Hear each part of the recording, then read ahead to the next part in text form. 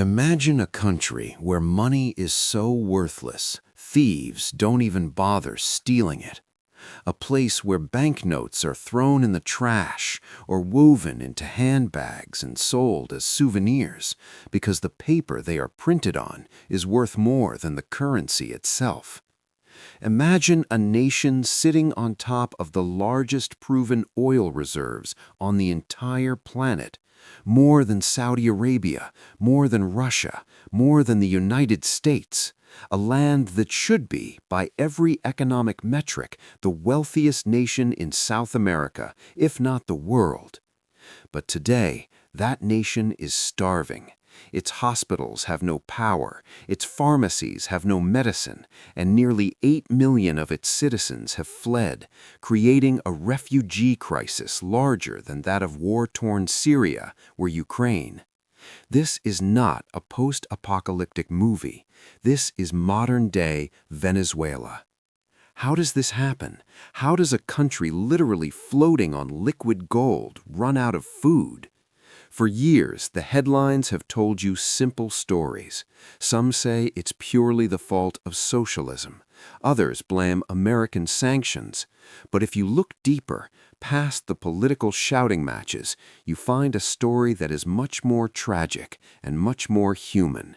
It is a story of greed, of a specific economic poison known as the Dutch disease, and of a single catastrophic decision to fire 18,000 experts that doomed a nation decades before the collapse even began. This is the timeline of the most spectacular economic suicide in modern history. This is the death of Venezuela. To understand the hell that is Caracas today, we have to go back to a time when it was heaven. In the 1950s and 60s, Venezuela wasn't just rich, it was obscenely rich. In 1950, it had the fourth highest GDP per capita in the world. Let that sink in. The average Venezuelan was earning more than the average citizen of West Germany, France, or Japan. While Europe was still rebuilding from the ashes of World War II, Venezuela was booming. They called it Saudi Venezuela. It was a magnet for immigrants. People from Italy, Spain, and Portugal were flocking to Caracas, not fleeing from it. The capital city was a futuristic metropolis of skyscrapers and highways. It was a cultural hub where the wealthy would fly to Miami just for a weekend of shopping. At one point, the Concorde, the supersonic jet for the global elite, had a direct flight from Paris to Caracas. The source of this magic was, of course, oil. In 1914, the Zumaque-1 oil well blew, and black gold rained down on the country. For the next 60 years, oil wasn't just an industry, it was the entire identity of the nation. It paid for the roads, the hospitals, the skyscrapers, and the tax-free lifestyle of the upper class. But underneath the glitter of the disco era, a cancer was growing, an economic cancer. Economists call it the Dutch disease. Here is how it works. When a country discovers a massive amount of natural resources, foreign money floods in to buy it. This makes the country's currency extremely strong. On paper, a strong currency sounds great. It means you can import Ferraris, Rolexes, and Scotch whiskey very cheaply. But for the local farmers and factory owners, it is a death sentence. Because the currency is so strong, it becomes impossible for Venezuelan farmers to export their coffee or cacao. It becomes cheaper to import corn from Iowa than to grow it in the Venezuelan plains. Slowly, silently, every other industry in Venezuela began to die. Agriculture withered. Manufacturing vanished. The country stopped making things. They just pumped oil, sold it, and used the cash to buy everything else from abroad. By the 1980s, Venezuela wasn't a diverse economy. It was an oil company masquerading as a country. And the problem with being an oil company is simple. You don't control the price of your product. In the 1980s and 90s, oil prices crashed. The party ended abruptly.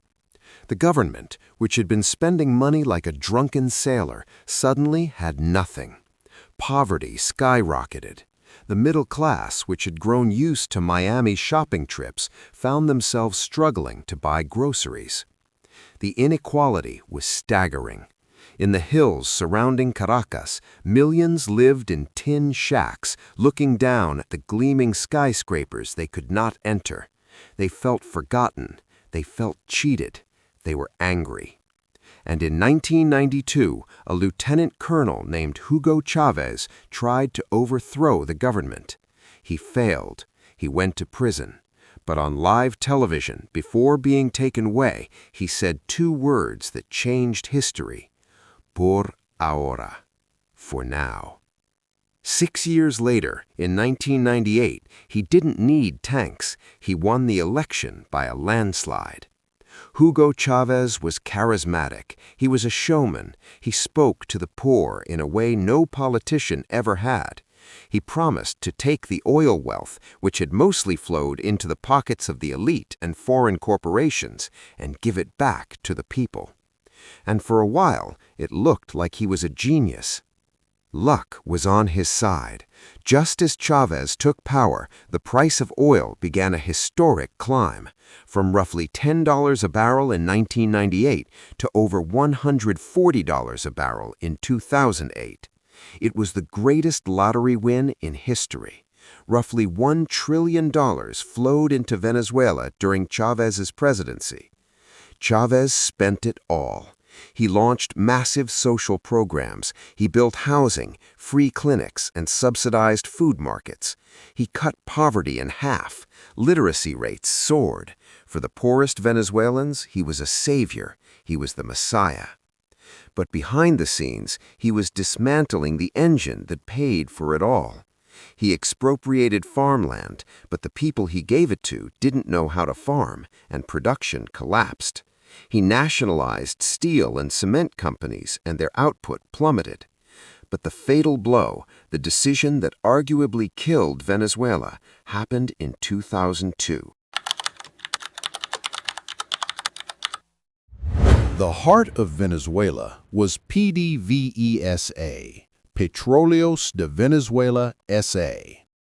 Before Chavez, PDVSA was widely respected. It was run like a private corporation. It was efficient, technical, and meritocratic. It was one of the best-run oil companies in the world. The engineers and geologists there didn't care about politics. They cared about extracting crude oil efficiently. Chavez didn't like that. He wanted PDVSA to be a political tool. He wanted direct control over the cash flow to fund his revolution. In 2002, the management of PDVSA rebelled. They went on strike, protesting Chavez's interference. Chavez's response was brutal and theatrical. On live television, blowing a whistle like a referee, he fired the top executives by name. "You are fired. Get out," he screamed, to the applause of his supporters. But he didn't stop there. In the aftermath, Chavez fired over 18,000 employees of PDVSA. Think about that number, 18,000. These weren't janitors. These were the senior engineers, the geologists, the drilling experts, the managers with 30 years of experience. This was the institutional brain of the country's most important industry. He replaced them with political loyalists, people who wore the red shirts of the revolution but knew nothing about petroleum engineering. The results were not immediate, which is why nobody panicked at first. Oil wells don't stop working the next day. But slowly, maintenance was skipped, safety protocols were ignored, investment in new exploration stopped. Accidents became common, refineries exploded, production began a long, slow decline. While the rest of the world was enjoying an oil boom, PDVSA was rotting from the inside. They were producing less oil at a higher cost with more accidents. But because oil prices were at record highs of $100 a barrel, the cash kept flowing. The cracks were covered with money. Venezuela was like a lottery winner who quits his job, burns his house down, and moves into a hotel, thinking the cash will last forever. Chavez died of cancer in 2013, a beloved hero to millions. He died at the absolute peak of the party, leaving the hangover to his successor, a former bus driver named Nicolás Maduro.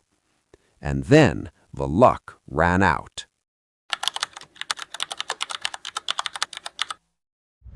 In 2014, the global price of oil crashed. It dropped from $100 a barrel to under $50. For a normal country, this would be a recession. For Venezuela, it was an apocalypse. Remember, by this point, Venezuela produced nothing else. The farms were gone. The factories were nationalized and empty. They imported everything: food, medicine, toilet paper, car parts, and they paid for it all with oil money. Suddenly, the national credit card was declined. Ships carrying food stopped arriving at the ports. Shelves in supermarkets went bare. A rational government would have cut spending. They would have admitted that the party was over. But Maduro's government did what every failing regime in history has done. They printed money. They printed money to pay the soldiers to keep them loyal. They printed money to pay the civil servants. They printed money to fund the social programs that were no longer sustainable. This triggered the classic spiral of hyperinflation. Too much money chasing too few goods. Prices started to rise.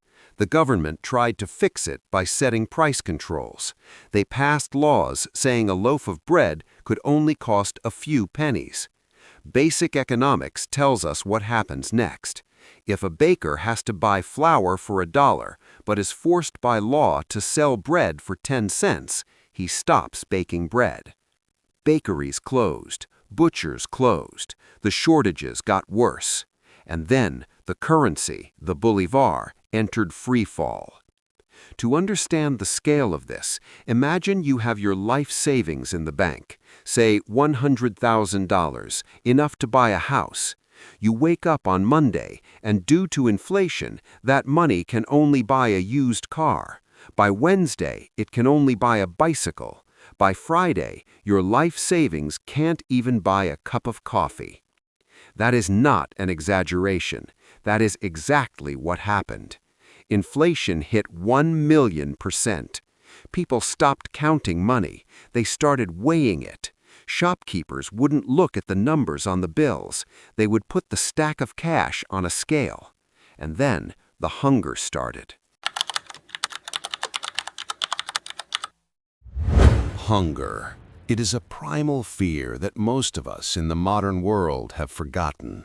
But in Venezuela, it became the only thing that mattered. By 2016, a dark joke began to circulate on the streets of Caracas. They called it the Maduro diet. But it wasn't funny. It was a statistical horror. A university study found that in a single year, the average Venezuelan living in poverty lost 11 kilograms, about 24 pounds, simply because they could not find enough food to eat. We are talking about a country with more arable land than France, a country that used to export coffee and beef. Now people were chasing garbage trucks. There's footage from this time that burns into your memory. Crowds of people, former teachers, mechanics, office workers, swarming a trash truck outside a supermarket, digging through rotting waste to find a bruised fruit or a scrap of meat. The government's solution was the clap box, a subsidized box of food delivered to your door: pasta, rice, oil.